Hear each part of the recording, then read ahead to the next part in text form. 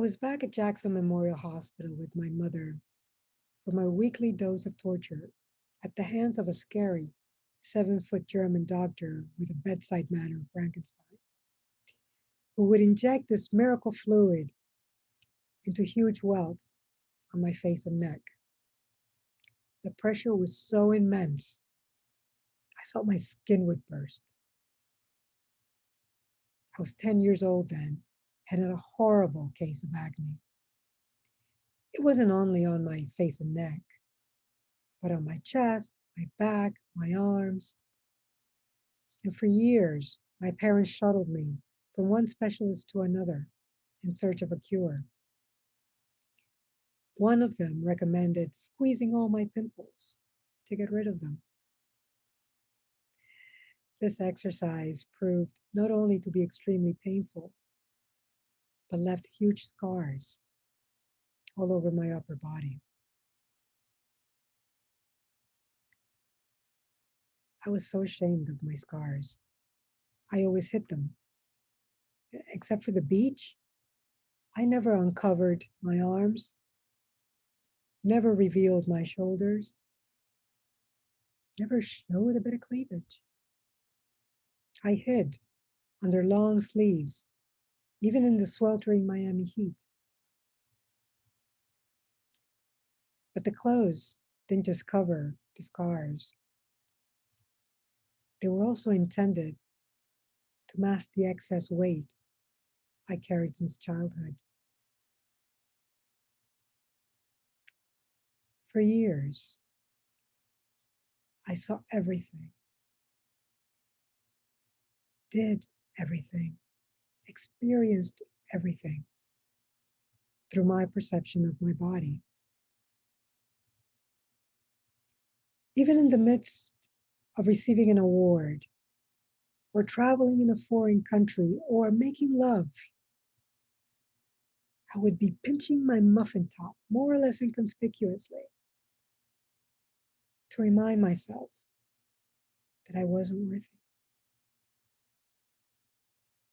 because I was fat. For most of my life, I saw myself through the veil of extra pounds and pimples.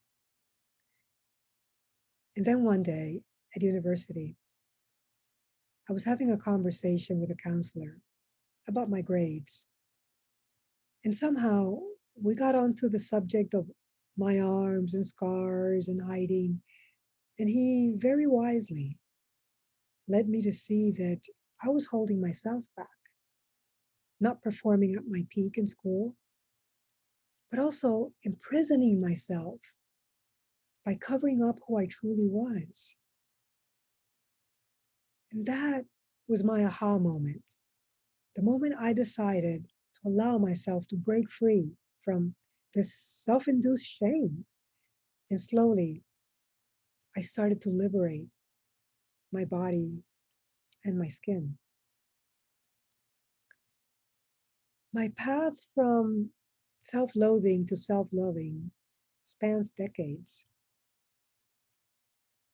But whether it was the weight or the scars, my transformation started with a simple premise.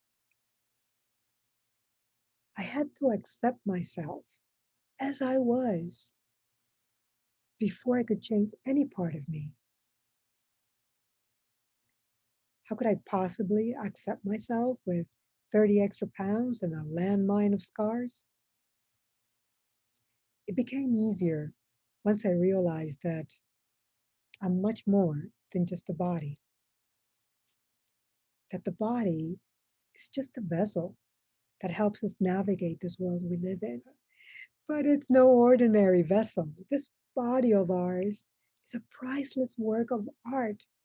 It's masterful. Our bodies practically run themselves with very little effort on our part. I mean, have your lungs ever asked you for help pumping air? Or has your heart ever put you on notice that it was going to take a few days off? Don't worry. You just have to beat 24 hours straight and manage a bit of blood work. I'll be back in a week. No. Normally, our bodies go on about the business of keeping us alive, even when we insist on talking down to them or mistreating them. Once I realized that, I stopped harassing my body. I started loving on it. Every morning, I would wink at the mirror and throw myself a kiss.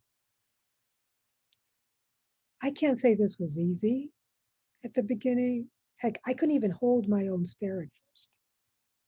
It was extremely awkward, but I kept at it. And little by little, I showed myself more and more love. And today, it's a freaking honeymoon every morning in front of the mirror.